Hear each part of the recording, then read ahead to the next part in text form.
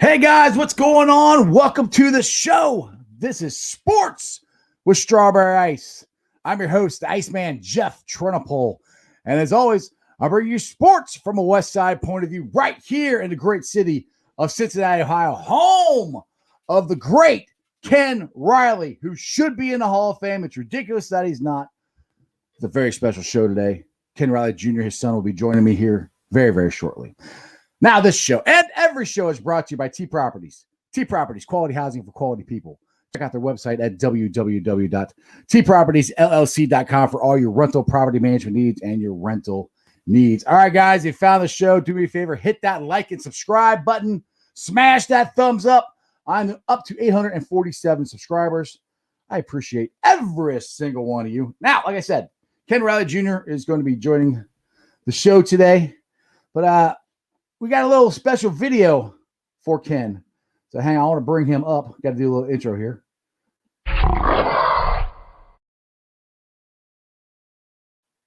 Kenny, what's up, brother? How you doing? Oh, you're on mute. Yeah, there we go. How's it going? How are you today? Good, man. How you doing? Hey, doing well. Thanks for having me on your show. No problem. Now, I've been dying to get this video out. It's on Facebook, and I sent it to you earlier, but I got to get this video. It's a highlight video of your dad. I think it's awesome. My boy, Tommy, he put it together. My daughter, Princess Ice, she put the music to it. So I want to let you guys and the viewers who haven't seen it yet check it out. This is how badass your dad was in football. Check it out.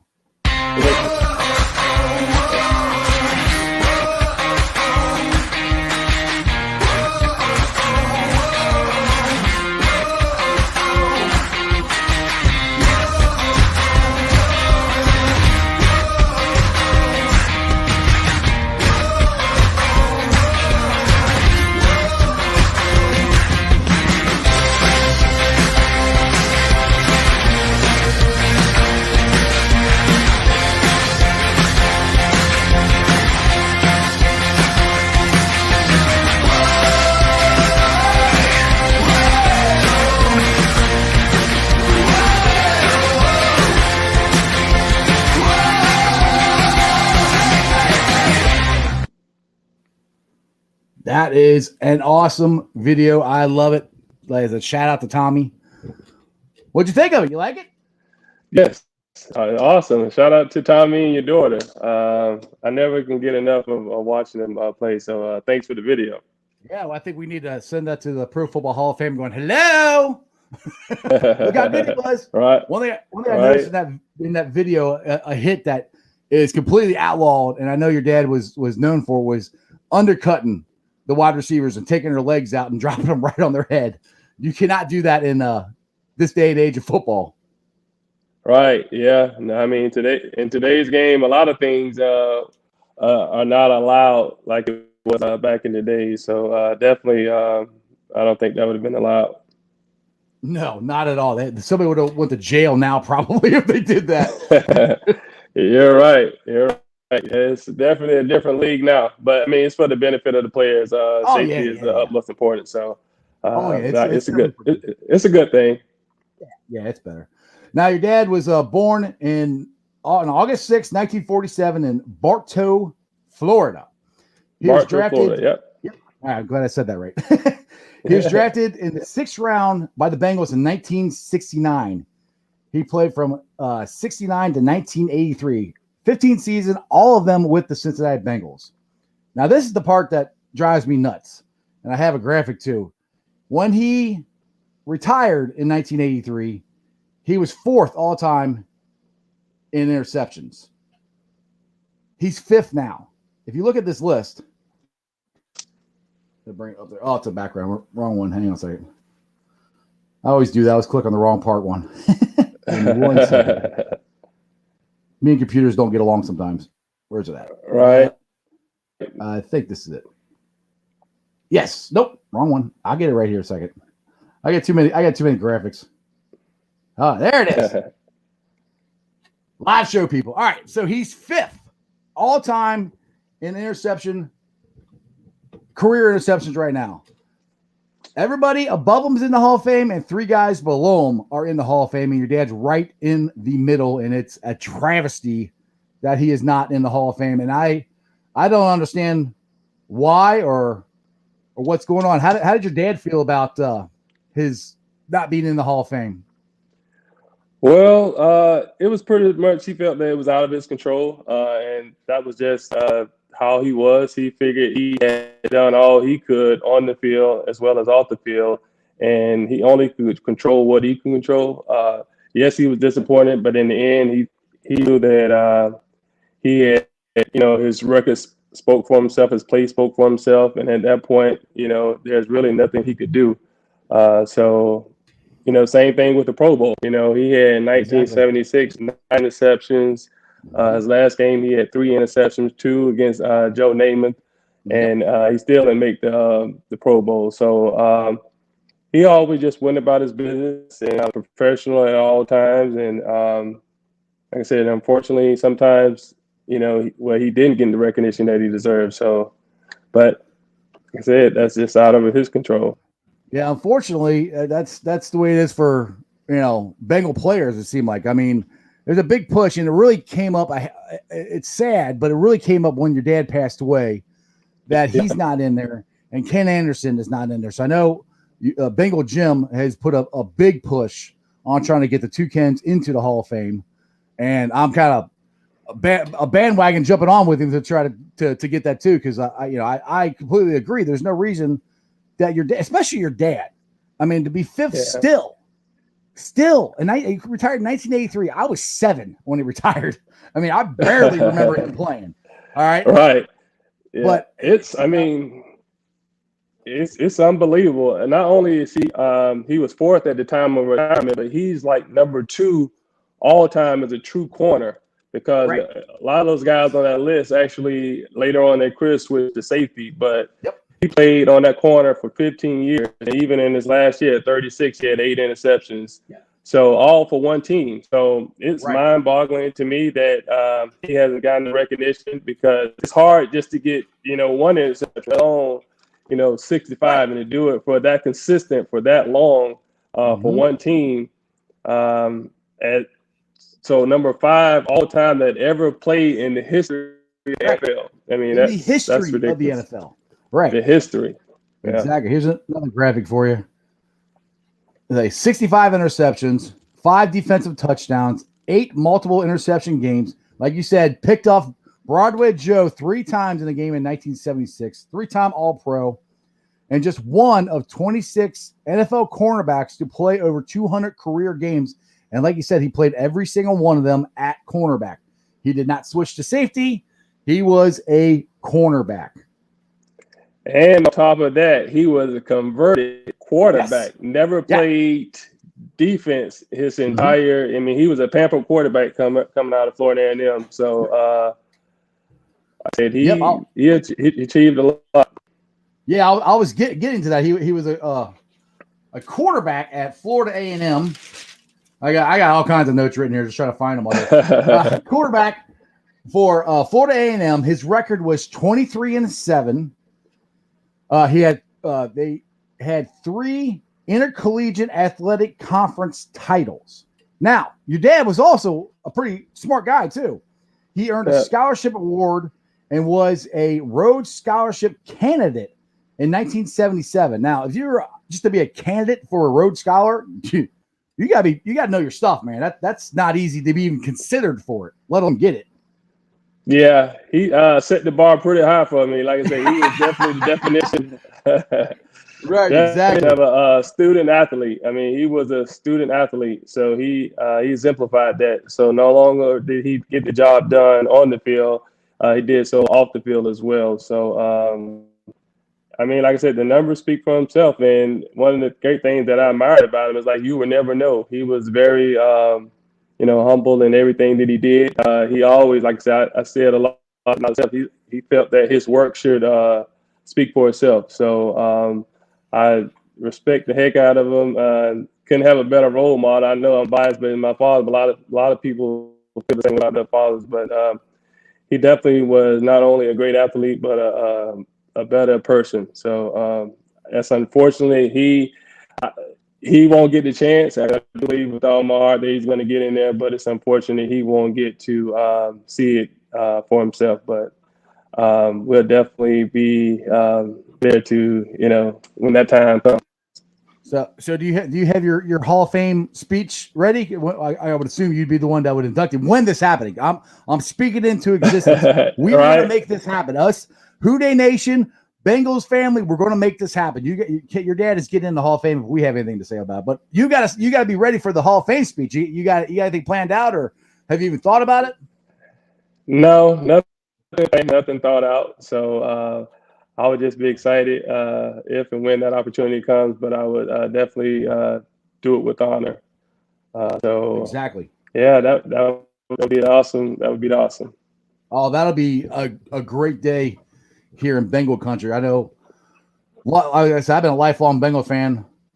So I will be there. I mean, I know Bengal Jim is putting together a rally this summer to promote your dad and Ken Anderson to get in to the Hall of Fame. And get back to your dad, that quote I have where he was talking about not being in the Hall of Fame. He said, not being in the Hall of Fame, he goes, I think my numbers are deserving of the Hall of Fame. I've always thought your work would speak for itself. It's like it's working against me now because the older you get and the longer you stay out, people forget about you. And that's what we're trying to not have happen. We don't want people to forget about your dad. We don't want people to forget about Ken Anderson because our players have gotten skipped over way too many times. There's a list of Bengals that should be in there. And in my honest opinion, there should be another Bengal go in until your dad and Ken Anderson get in there.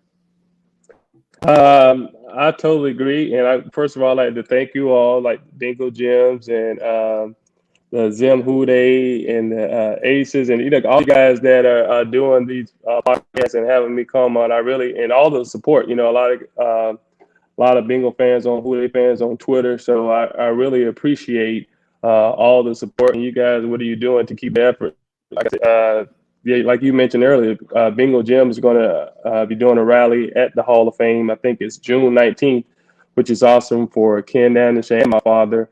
But there are so many other Bengal greats: Willie Anderson, Lamar Parrish, Isaac Curtis is never even getting mentioned, which is unbelievable. My father always said he was the best wide receiver that he went against was every day in practice. So there are so many well-deserving Bengals, and it's unfortunate. I don't understand how in the over 50 plus years you only can have one, and they've had a lot of talent come through there. Just unfortunately, they've been overlooked. And like I said, just to name a few of those guys: Ken Anderson, Isaac Curtis, Lamar Parrish, who was on the other side, who played with my father, and the Willie Andersons. Like I said, we just had some great players. I don't like names just because there's so many that are deserving. And I thank you guys, like I said, for the platform and the support that you've been giving, not only my father, but some of the other people. So thank you, and hats out to you guys for doing that. Yeah, exactly. Because, I mean, at this point, if us fans don't do it, it's never going to happen because nobody else is talking about it. Now, Joe wants to know if you will be joining us up there June 19th. I think you're planning on being there, right? Actually, I thought about going, but I told my dad, I was like, I won't step ground. I won't never attend the Hall of Fame until he gets in there. So there you go. I'm going to stick to that. I'll be there in spirit, but the first time I step down on there, I want to be to when he's inducted to the Hall of Fame. So I thank for everybody for the support, but yeah, I'm gonna hold off until that time comes. Hey, I got a promise is a promise. Promise to your father. Then yeah, I totally support that. So we'll just have to FaceTime you while we're there and show you the support and show you how many people are there. I would love it. I think my sister said she might come, so it might be around. Yeah, but I was like, yeah, I'm gonna hold off until that happens. That's awesome, man. That's great. Now after football, I don't know if people actually, really knew what your dad did afterwards. He wasn't done well after his playing career was over. He wasn't done with football. He was 2 years a Green Bay assistant coach. And then in 1986, he went back to his alma mater where he was the quarterback at Florida A&M. And he was the head coach there from 1986 to 1993. He was 48, 39, and 2. His team won 2 Mid-Eastern American Conference titles, and he was named the MEAC Coach of the Year twice. Yeah, that's I also went to Florida A&M FAMU. That's I actually played for my father, so that was a great opportunity. That's awesome to do that. Yeah, so he left Green Bay where he was coaching for with Coach Forrest Gregg, who he played for in Cincinnati, who gave him the opportunity. So he moved back, and my sisters went there, so it's a tradition to attend FAMU, and it's a great school, and they're doing big things. We just signed with LeBron James and Nike, so that's a good thing. But the program is definitely headed in the right direction. Coach Willie Simmons is doing a good job. So yeah. That's awesome. After he stepped down as a coach, he was the athletic director from 94 to 2003. So I mean, this man, your dad is just diversified from player to coach to administration. I mean, like I said, he was a Rhodes Scholar, finalist. So like I said, he was a smart man to be able to be athletic director. And I mean, you're an athletic director. It ain't all just sports. It's probably the least a job that's about sports that has the least to do with sports, as far as political and school and everything that goes with that.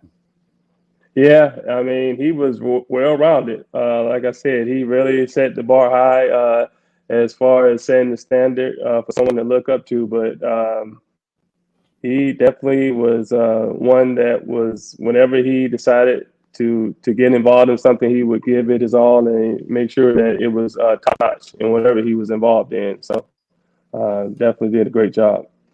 Exactly. Yeah, he played in 7 playoff games. Now the cool thing is he intercepted. There might be more Hall of Famer quarterbacks than I found, but I found, like you mentioned earlier, he intercepted Broadway Joe 3 times. He intercepted Jim Plunkett twice. So those are some pretty good notches on the belt there. Of you got some pretty good Super Bowl winning coaches or quarterbacks and Hall of Famers. Yeah, my mom did a great job. She has a trophy that I'm going to probably get made into a shirt, but she has all 65 of the quarterbacks that were 65 interceptions, and it names all of the quarterbacks, the yards, and so awesome. It's pretty neat to look at it and see the different quarterbacks throughout the years, and you got Bradshaw several times, because they played in the same division. Bob Greasy. I'm just some that are just coming off the top of my head. I know Jim Plunkett, Sight that played the Browns. But like I said, there is the list of all the quarterbacks and all the interceptions, the return yards. So it's really neat. And my mom also did a great job of putting together a scrapbook. So got a lot of nice history there. Well, yeah. If you ever get that shirt, your mom ever get that shirt made, let me know, because I will definitely wear it loud and proud, because that's actually really cool. Because I was trying to find, dude. I got 3 to 4 full pages of stuff about your dad, and I could have kept going. I mean, it's right. It's ridiculous the amount of stuff that he accomplished in his life and in his football career, and that's where it just honestly, it really just ticks me off that he's not in there. I mean, it's unbelievable. Yeah. Now, it really is. Yeah.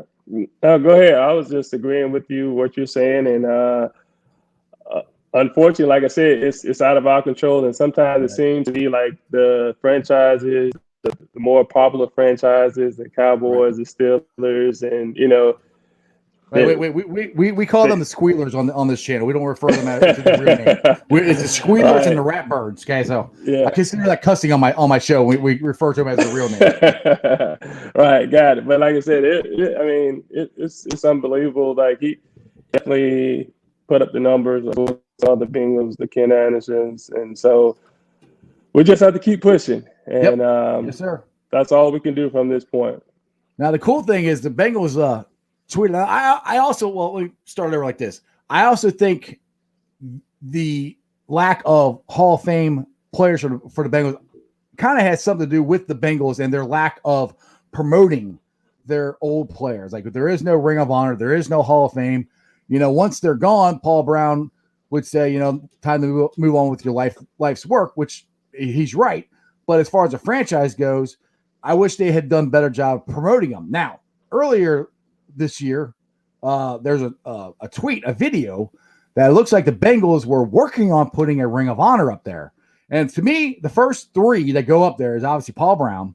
Then it's Ken Riley, Ken Anderson, I'll say four, and then Anthony Munoz. Those are the first four that have got to go in there. So it's probably Paul Brown, the Hall of Famer, and Anthony Munoz, the Hall of Famer, then your dad, then Ken Anderson. Those are the first four for me have got to go up there. Hey, yeah, I saw that tweet, and it was a buzz going around. That whoever did that, that was a great marketing tool. It's exciting, and that would be an awesome thing to do to recognize those former players. And like you said, I think that will also help with the push for the Pro Football Hall of Fame because, like you said, we need to recognize that even though that nationally they're not doing it, but we're recognizing our own. But there have been so many great players that have come through there, and so I think that would be a great start. And that would be very awesome. Yeah, I am a season ticket holder, and I hope they start doing that this year. And one thing me and Bengal Jim were talking about, and this is just me and him, it was actually his idea, but we're just spitballing. Well, I think it'd be really cool is if, when they do, I'm saying when they do the Ring of Honor, because I think they're going to, that they induct the players and they give them a big, bright orange jacket. If you watch the red, all their Hall of Famers, they get bright red jackets. So for Bengals, you get a big, bright orange Hall of Fame jacket that you can wear around at special occasions. And this, hopefully they do that this year because this could be a really fun year for the Bengals with Joe Burrow and moving forward and the Ring of Honor. And hopefully in 2022, we got Ken Anderson and Ken Riley in the Hall of Fame. That would be awesome.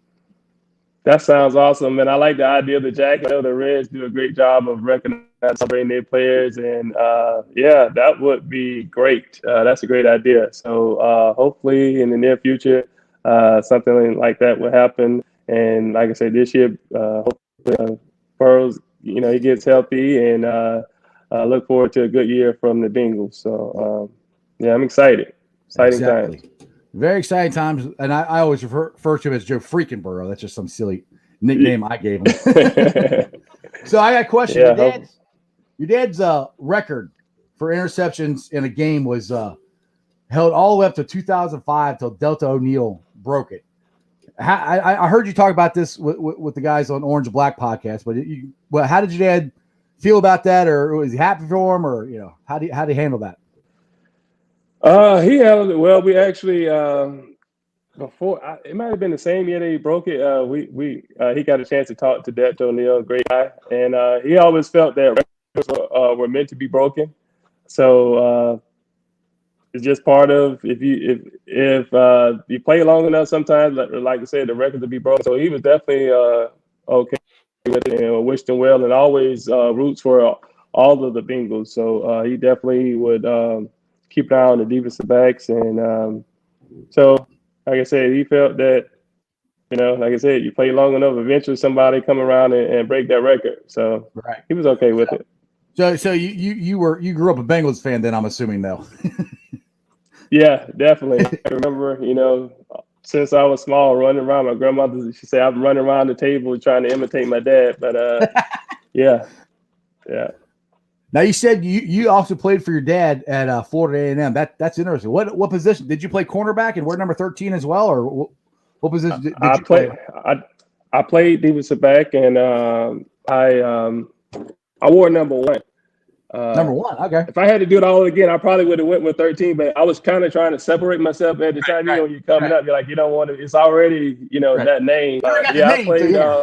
Right. Yeah, played 4 years from. I actually came to Cincinnati in 1995 when John Cameron came out. I was in the mini camp when Coach Schuler was the coach. Ron Meek was the defensive back coach. So But yeah, so played 3 years for my dad, and then 1 year with Coach Billy Joe. That's awesome. So what was it like playing for your dad? Because I mean, you've heard, I mean, we all had our dads coaches in little league or whatever, or younger, or as you get older in high school, and it's kind of like, for me anyway, your dad didn't want to show favoritism, so not in every aspect, but sometimes you could become the whipping boy because you were the coach's son. I mean, that's not like that in every relationship. But how'd that work out for you? It was a great opportunity. Like I said, one of the reasons why I went to it was because my dad played corner, so I couldn't get any other better coaching from him. But he was, but the good on the side of it, he concentrated more on the offense. So I didn't really have a lot of interaction with him because I had my position coach and then we had a coordinator. But definitely going into the season, or if we come down doing one-on-one drills, he could definitely give us that. My other roommate, Keno Taylor, he was the other corner. He would definitely, coach us up and tell us if we seeing doing something wrong. So it was the best of both worlds, really, because it wasn't the pressure from him actually like coaching me because he was a head coach and you kind of facilitator, but at the same time he was there and he could see if I'm doing something wrong, so to correct those habits. So it was definitely an awesome experience to play for my father and one that I'll never forget. So yeah, he probably knew mistakes you were making without you even doing them. He probably could see him before you're about to take a first step. Like, no, don't cover him that way, or however, he's forgot more football instantly. than any of us have. You're right on the head instantly. He could look at it right away and say, "Hey, correct it," and go from there. So he was definitely, like I said, a student of the game and couldn't get any better coaching than from my father. So it was definitely, like I said, a great learning experience. Now, one thing I'm curious about, since he was a college quarterback, I wonder how that helped him translate into being a cornerback, because he's already a quarterback, so he knows probably where the quarterback wants to throw the ball. I'm sure that helped him in his reading the eyes of the quarterback and reading the defense of where, the offense of where the ball might be going. Yeah, no, I definitely think that assisted him in that transition. A lot of it too, he was more of a quarterback, so backing up and running around, he was very athletic, so had very quick feet. And so that kind of translated when he moved over to the defensive back position. But being knowledgeable of offenses and the weaknesses of the defense really did help him as a defensive back. Yeah, one thing I found interesting here on his career stats, he actually had 15 yards in receiving yards. So I never knew they even tried him as a wideout or anything like that. Yeah, he actually his rookie year he returned kicks as well. So he was like I say, he was definitely an athlete coming out. So and he was a reserve quarterback. I can't remember one year, but it got to the point where they had to, he was a reserve as a quarterback. Call the bullpen. yeah. So he was definitely a good athlete. Yeah, like you say, he was a kickoff return guy too. He had 334 career yards for kickoff returns. Now, Bengal Jim had the 81 Super Bowl team reunion on his show. That was his last show of the year. And I think it was awesome. Every single one of those guys said something about your father. And I know Jim was putting it together to send to the Hall of Fame. What is it like to hear all these accolades and everything about your father? And I wish we would have done this while he was still present. That's what really breaks my heart, that we're doing all this stuff for him now and he's not here. But what do you think he'd think about all this and the 81 season? It definitely makes you feel proud to hear those things. And like I said, you guys giving the platform and keeping his memory alive. Growing up, when you're around professional athletes or when you're around, this type of environment, you kind of think that it's normal because to me, that was just my dad. So it was like, okay, that's just, that's just But as I grew up and became a man, had my own kids, and actually when I started playing, football myself, I realized that, man, the work that he put in, because like I said, I played defensive back, and I know how hard it is to get an interception. I remember just, as he's running, we're in the car as he's running, or, he was always in the best shape. And now, like I said, when I got older, I realized, man, the time and the work that he put in, and that nothing happens. I try to tell my son that, all we see, you just see the end result. You see the Michael Jordan, the dunks, you see the finished product. But all of these athletes, the LeBrons, the Tigers, and, any sport, you can transition from even in a professional field, all of those people put in the work. Yes. And a lot of times people don't realize the work that they put in to become who they are. So he definitely put in the work and, had great results. And like I said, it's unfortunate. Go ahead. Yeah, exactly. I mean, people always just assume that these guys are given these God-given abilities, which they are. I mean, your dad was born a tremendous athlete, but they have to work at it to keep it. And your dad played till he's 36 years old. And let's see here. First, he was 36 years old. First time he was named to the All-Pro team, and he had 8 interceptions and returned 2 of them for a touchdown in his last and final year in the NFL. So at 36 years old, to be able to still do that and play at the high level that he did, of course he had to work his butt off to maintain that. And that's one thing I don't think people understand, what these athletes go through to, first of all, get to where they're at. Second of all, to stay there. Yeah, it's amazing. And that's another thing, like you said, to stay there and pressure. I mean, he would tell a story that, as I got old, I'm just looking and I'm like, man, the pressure that he went through.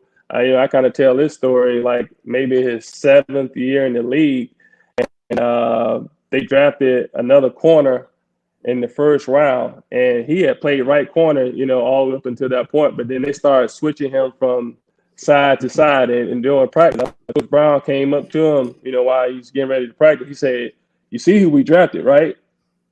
And he was like, "Yeah." He's like, "Cause I'm looking to replace you." So he's telling you the writing's on the wall. But then he said that next game against Miami, he had like 2 interceptions. He took one for a touchdown. And then the next practice after the game, Coach Brown came to him and said, "I like it. Now get back on your side." And, so he kept him on the right corner from that point on. So it was like, man, awesome. Some people will fold under that pressure, but, he was always one to, when his back was against the wall, he felt that, you challenge him, he's going to always set that challenge, and he was able to do that. So that's one of the things that I admire about him. And I'm like, man, and he tells me a lot of stories like that. Some people getting cut at halftime for doing crazy stuff. So people don't really know the pressures that those guys are under. It's definitely a business. So it's definitely a business. That's why they call the NFL not for long. I mean, exactly. Yeah, I mean, they're not in there. If you make it, I think average years like between 3 and maybe 5 years. It's about 3 years. Yeah. Yep. So that's if you get past that, you're doing really well. You worked your butt off to get there, and just another thing. What you're just saying about your dad and how he handled the pressure, and that's what the great ones do. And that's a mental thing that I don't necessarily know if you're built with that, or you just have to always have that chip on your shoulder. Like, all right, you got drafted somebody. Yeah. Okay, I'll prove you wrong. That's it. Okay, bring it, and not just shrivel up and okay. Well, I guess I'm gonna go home now. No. Let's go. I'll take this guy on. That's kind of what your dad was saying. Like, all right, I'll prove you wrong. I still got juice. Yeah, you hit the nail on it. I mean, that's so true. So that's awesome. Yeah, that's what a lot of players, and like I said, the great ones have to do, and to have the longevity you have to do. And that's another reason for as long as your dad did it, as productive as he was, and it's I didn't realize did he make the Pro Bowl once, or he never made it? He never made the Pro Bowl. So that's one of the knocks now that they have against him, saying that he didn't make the Pro Bowl. But I'm like, it's kind of the same scenario now with the Hall of Fame. Like, well, but he has the numbers he had What else could he have done? 9 interceptions, lead the AFC. What else do you want him to do? So right. Well, I read something too that I can't remember what year it was. I like I said, there's so much stuff I wrote down. I couldn't write everything down, but I just remember reading this. In the 70s, 78, 77, 78, Lamar Parrish actually went to the Pro Bowl, and your dad had more interceptions than he did, and he also played more games than Leap and Lamar did. But Lamar got to go to the Pro Bowl and not your dad. Yeah, that happened. I want to say 76. 76. So, yeah, it was out of his control. Right. But I mean, how do you explain it? I get that's what I can't explain any of this stuff. I don't understand how your dad put these numbers up. And it wasn't like in the 70s, it wasn't like the Bengals were an awful team the entire decade. They had multiple playoff runs. I mean, Ken Anderson won 2 passing titles in that decade. So it wasn't like they were awful the entire decade. There were some bad years, but they were a good team. And I've said this on my show in the past. If it wasn't for the Pittsburgh Squealers, we might actually be able to make, some more playoff runs, but they didn't have as many playoff teams then. Right. No, I agree. They were, like I said, it's been a lot of players. Like I said, the Reggie Williams, Lewis Breeze, like I said, Lamar Parrish, the Isaac Curtis, Jim LeCurtis. I can go on and name. Right. They had some very good players. But like I said, unfortunately, the media, I don't know. I can't explain it. He can't explain it. It's just I can't either. I don't know. I mean, well, like we talked about earlier in the show, the original 85, Isaac Curtis, who always, when you get a touchdown, there's always a spike behind the back. That's it. It's another one that I mean, I hate to say it. I don't know. I hope he gets in, but with the wide receiver numbers that the guys are putting up now, it's going to be really hard for him to get in. But that's the point. Yeah. It should have already happened. Yeah. I agree. Totally agree. I don't know how we fix it other than just getting loud and saying, "Hey, hello, look." Yeah. Don't forget us. Don't forget our players. Yeah. They were pretty good. Yeah. And again, hats off to you guys for, providing this platform and the push that you're doing. Like I said, I can't thank you guys enough. And I watch all you guys and, on the YouTube channel, follow all you guys. So you guys do a great job. So again, thanks for all you do.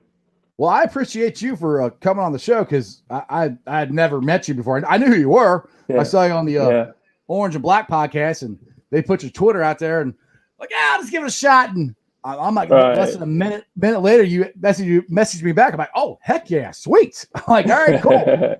Because I'll message guy. Like I got a instant message out to Ken Anderson. I'm trying to get him on the show. He hasn't answered me. So it's Ken Anderson. He's now who the hell is this guy named Strawberry Ice? I don't know who that guy is. but I appreciate you answering back and coming on the show. This has been great. No, thanks for having me. Like I said, I appreciate you all just giving me an opportunity to speak about my father, and also just even on your shows, you're mentioning him, keeping him out in the push. So thank you very much, and all of the Who Dey Nation. You guys can't say it enough. Exactly.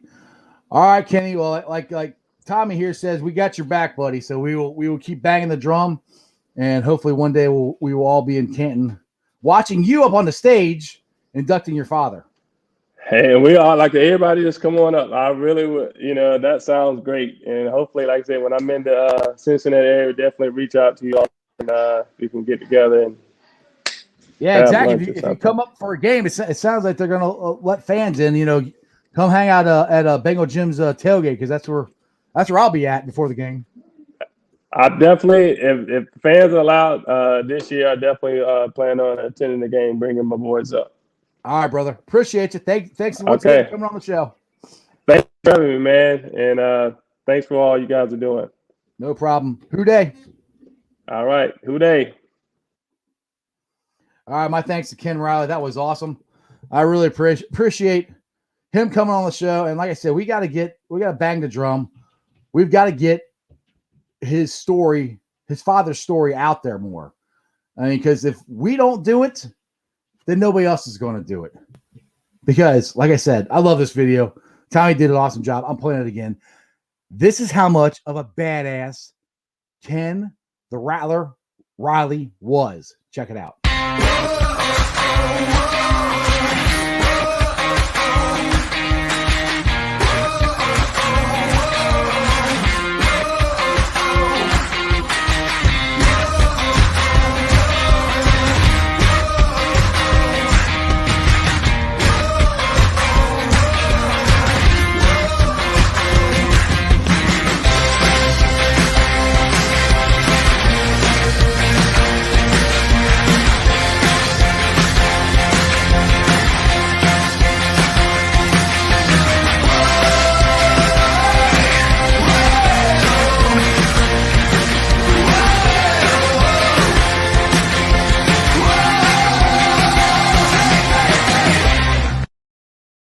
Man, that gets me fired up. I'm in there dancing like, whoa! That was awesome. I mean, Tommy, you did a great job editing that. Princess Ice did a great job putting the music on there. It was perfect. All right, I got to calm down. Out of breath from dancing around watching that. All right, guys, I'm going to open the show up. We can do some video chats here for the last couple minutes if you guys are interested. Let me post that up here. There's the link is up. And let's get some of the comments here. Tommy says, thank you to Ken Riley. That was awesome. Jennifer. Iceman, thank you for an awesome show today. Best ever. Thank you. I appreciate it. Hopefully I can get more Bengals on here. And we can do this more often. That would be nice. Yep. Shout out to Princess Ice on the music. She did a great job. But like I said, it's just I'm gonna read the career stats again here for Ken Riley. And we can't say this enough. 65 interceptions, 596 yards, return yards, 5 touchdowns, 18 fumble recoveries, 96 yards of fumble recovery yards, kickoff yards returned for 334. And 15 yards in receiving. I mean, if that's not an all-around football player, Hall of Fame player, then I don't know what is.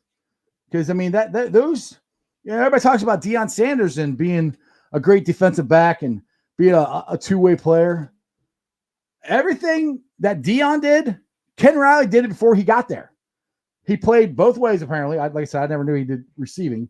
He's a kick returner, a great cornerback. You talk about, Revis Island. We had Riley Island. He would shut people down. He picked off Hall of Fame quarterbacks after Hall of Fame quarterbacks. I mean, it is just an absolute travesty. So as much as you guys can, share this video, tag the Hall of Fame in there, try to get our voices heard to the Hall of Fame. And when you can join the show or join the rally that Bengal Jim is going to have here this June. It's gonna be a peaceful rally. We're gonna go there, have fun.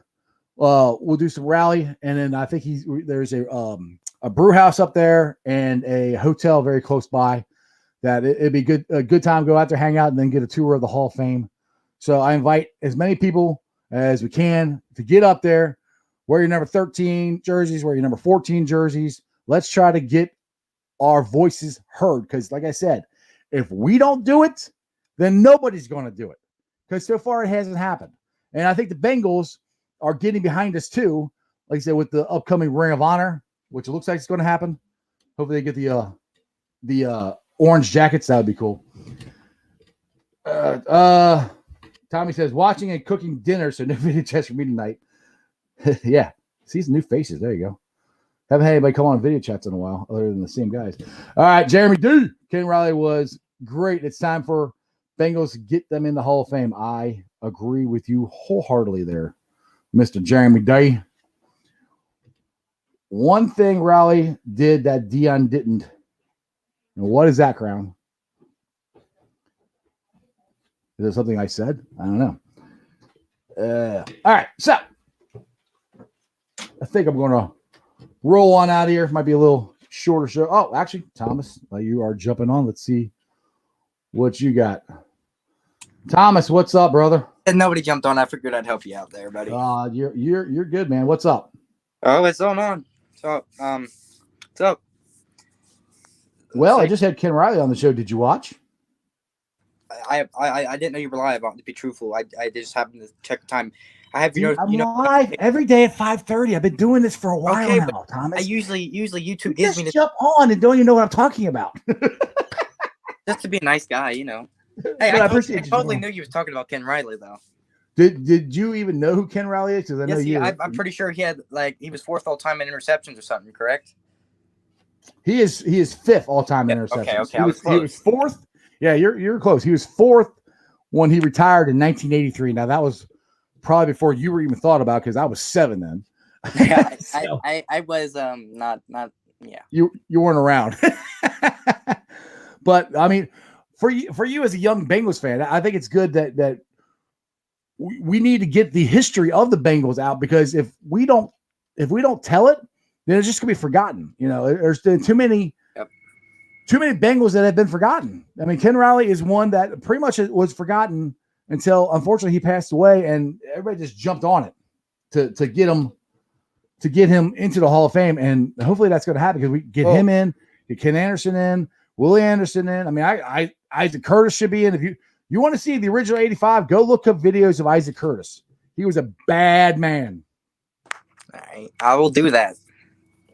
You know, I'm so young, I don't know anything, so. That's why I'm here. I'm here for you. Here for you, Tommy. I'm here to educate you. Yeah, you'll be like my mentor. Yes. I am. Come to the Strawberry Ice. Let's sit down on the couch and I'll have a consultation with you. Okay, but I was gonna say is we do need to add Munoz is just in the Bengal Hall of Fame, right? Or is he actually? Bengals don't have a Hall of Fame. They don't have anything. They don't have Anthony Munoz is in the actual Hall of Fame. He's the only one. So we need to first off, I think we need to add a Hall of Fame in that case. Yeah. Let's work on getting the Ring of Honor first, because the Hall of Fame is a whole different subject, because they gotta build a building and all that stuff. I mean, they can induct them, but there's no place to display it yet. So they can induct them into the Bengals Hall of Fame, and hopefully that's one thing I hope that does happen once we renew the contract with the Bengals for the stadium, that hopefully there is something put in place to add a Bengals Hall of Fame like the Reds Hall of Fame. I mean, they got one, since the Reds had one of the best Hall of Fames in the country, because I mean, there's been multiple teams, because I know when the Dallas Cowboys were building their huge stadium down there in Dallas, that Jerry Jones came to Cincinnati and toured the Reds Hall of Fame, and that's happened multiple times. So the Bengals got a blueprint for a Hall of Fame. They just got to figure out where to put it, and obviously who's going to pay it. Right. We need to add more people, because we've had plenty of great players. You know, I do know that. Yes, we've had more. I mean, the thing is, like I hate to say it, Isaac Curtis, unfortunately, I don't think he's ever getting in. I think it's a complete sham. I would love for him to get in, but with the amount of wide receivers that are retiring in the next 5 to 7 years, and the numbers that they put up, I don't think Isaac's going to get in. But that's the point. He should have already been in. Right. Ken Riley should have already been in. Ken Anderson should have already been in. Willie Anderson should have already been in. I mean, I am sorry, Willie Anderson. If you look at his era, when he played, him and Jonathan Ogden were the best tackles of their era. Jonathan Ogden's in. Why isn't Willie Anderson in? Jeremy's over here, But right, Jeremy's giving you a hard time. He can't get on the show today, so he has to. What does he know? Exactly, but yeah, like Tommy said, yes, the Reds Hall of Fame is awesome. Time for one in PBS. I agree. That's what I think is going to eventually happen. But I'll be happy. I'll be ecstatic when they do this Ring of Honor. It's gonna be so much fun, and I'm hoping that they'll. I know they're all teasing us. Put all the names up there and everything, and possibly doing it or whatever. But I don't see how they can not do it now, since they got tweeted out that they look like they were getting ready to do it. But I can't wait. I think they're going to announce the new uniforms, and then the next surprise announcement is going to be. I can't wait for that. The Ring of Honor and who's going to be in there and what. And I speaking of the uniforms, I think the uniforms it's going to be more of closer to the uniform that Ken Riley had, not the one in the background here, but more like the striped one with the 80s. I think it's gonna be more. Would be okay with that, but they need to add like some. They can't. I don't want it looking dead on it. I want be okay for a little part of it, but they need to add something new to it. You know what I mean? Yeah, I wanted to have it a little cleaner, not so much stuff going on. Right. Okay. Marvin asks, who do you guys put in the Ring of Honor? For me, you got it. The first one has got to be Paul Brown, because if it wasn't for Paul Brown, we wouldn't have the Bengals. So Paul Brown, Anthony Munoz, 1-2. Anthony Munoz, because he's the only Hall of Famer. And then it's Ken Anderson, Ken Riley. Those are my first four. And I don't think anybody can argue with me on those four. Those are the first four that should go in. And like I said, there should not be another Bengal go into the Hall of Fame until Ken Anderson and Ken Riley are in the freaking Hall of Fame. It is a travesty that they're not. So they got to make sure we got to make sure as Bengal fans we get them in there. I would say, Ken Anderson for sure. I watched the Super Bowl the other day because I'm young, so they had it on the YouTube. The which one was? I think it was Montana. Montana was in that one. Was the first one then? Montana was in both of them. He either got 16 or 24. In both of them. Yep, we lost to the Sucky Niners both times. You still there, Tommy? TC? Yeah, sorry, I was muted. But yeah, we lost to the Sucky Niners both times. But Ken Anderson was the quarterback too. Okay, Ken Anderson, that was Super Bowl 16. Yeah, and he was pretty good, if you ask me. Yeah, that's the one Ken Riley played in. And yeah, that too. So I think Ken Anderson and, like you said, Ken Riley both. Because I also watched highlights of them both, and they were really, really good. All I can say, because I'm young. Well, keep educating yourself, and you'll go far that way with all your Bengals knowledge. Maybe someday you'll have a YouTube show of your own. Yeah, we'll call it. I don't know. We'll call it. I'll have you as a guest. How about that? There you go. I'll be your first guest. That sounds good. You'll be in your wheelchair. I'm not that old, Tommy. Come on. All right, brother. I'm getting close to 6:30, so I'm gonna let you go and start rolling out of here. All right. Thank you. All right, brother. See you. All right, Jeremy. What do you got? TC watching his first Super Bowl at 20. Welcome to the new age. Yeah, exactly. Now, the funny thing is, he's like, didn't even know which one he watched. Like, there are two of them. He's like, oh, it's one of Joe Montana was in. Joe Montana was in both of them. That's why I cannot stand Joe Montana and the Sucky Niners. Some people are like, oh, you got to get over it. I will never get over that. They beat us twice. Especially 88 was terrible. 43 seconds away from it. If you guys have watched my show, whoever lives in my parents' old house, there's 2 holes up in the closet where I punched holes in them when we lost in 1988. So I am a huge Bengals fan, and that's where you got to educate yourself on that. You leaving now? Okay. Yeah. Let me get up here. Okay. Apparently, I'm gonna have to get going here. We're about to leave and go out to eat. So that's why I kind of lost my train of thought. I was like, "What? I can't understand what you're saying." Mrs. Ice is ready to go eat some dinner. So my thanks, as always, like I said, to Ken Riley Jr. Thanks to Tommy for putting together a great video. I really appreciated it, and Princess Ice for editing it, and I thank all you guys for joining the show and watching it. So make sure if you missed the show, you can go rewatch it on the YouTube channel Sports with Strawberry Ice. I know it's going to be up on the announcements here on Who Dey Nation, and I'll be putting the podcast up later on tonight. So make sure you like, rate, review. And I'd like to thank the other Facebook groups that let me live stream, along with Who Dey Nation, is Ohio State Bucknuts, Rounding Third and Heading for Home, Cincinnati Reds, Bearcat Ruckus, The Ice Bar, which is my own show page. Me and Jeremy do some silly TikToks and stuff. Follow me on all my social media platforms, all under Sports with Strawberry Ice. My Facebook page has 583 likes. I'm getting followed by 625 people. I appreciate every single one of you guys. I'm also on Instagram, Twitter, and TikTok. Like I said, I'll be putting the sound or on the podcast later on today. It'll be on BeanPod Apple iTunes, and pretty much wherever you get your podcast. Rate, like, review. Give me a 5-star review. YouTubers, we're at 847. I was at 848. Somebody jumped off. It happens. Let's get that rolling. If you guys are watching this show and you want to support what I'm doing here and support the effort that we're doing to try to get Ken Riley and Ken Anderson into the Hall of Fame, please subscribe to my YouTube channel. It's on YouTube. Sports with Strawberry Ice. Go there. Hit the word subscribe. Make it change colors. Hit the bell for the notification, because when I do go live sometimes during the day when things happen, like when the Bengals beat the Squealers, I went live instantly right after it on Monday night. It was awesome. It was a very fun show. So just make sure you subscribe to the channel. I really appreciate it.